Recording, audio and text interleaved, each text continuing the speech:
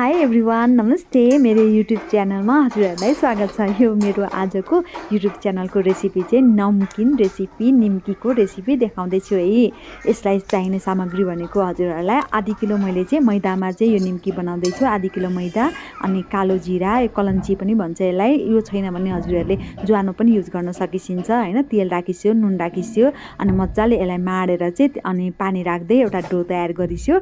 डो चाहिँ एकदम सकभर चाहिँ साह्रो बनाइस्यो है, अनि क्रन्ची हुन्छ है। अनि त्यसपछि चाहिँ हजुरहरूले चाहिँ एउटा सफा बोर्डमा चाहिँ अथवा टेबलमा अथवा किचन स्ल्याबमा चाहिँ हजुरहरूले चाहिँ तेल राखेर चाहिँ यसको डोलाई चाहिँ रोटी हामी आटा जुन रोटी बनाउँछौँ नि त्यसै गरी रोटी जस्तै बेलिस्यो। बेल्दा फेरि एकै नासको पातलो गरी हैन, पातलो जति सक्दो हजुरहरूले पातलो बेलिसिन्छ त्यति फुल्दछ है निम्की चाहिँ।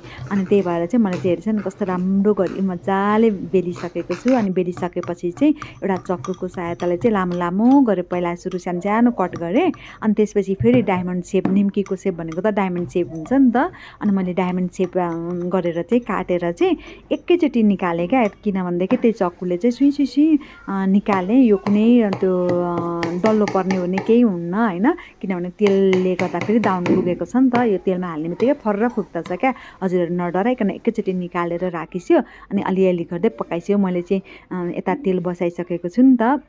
अनि त्यही भएर यो झाँझरमा चाहिँ मजाले यसरी झिकेर त्यो तेलमा चाहिँ मजाले फ्राई गरिदिन्छु। फर्र फुक्दछ क्या। अनि फुकेपछि मधुरो आँचमा चाहिँ पकाउँछु एकछिन चाहिँ। अनि यो फुकिसकेपछि मधुरो आँचमा पकाउँछु। पकाइसकेपछि चाहिँ हल्का अनि निकाल्ने बेलामा चाहिँ अलिक ठुलो आँच पारिदिन्छु, किनभने तेल तल तैरिन्छ नि त।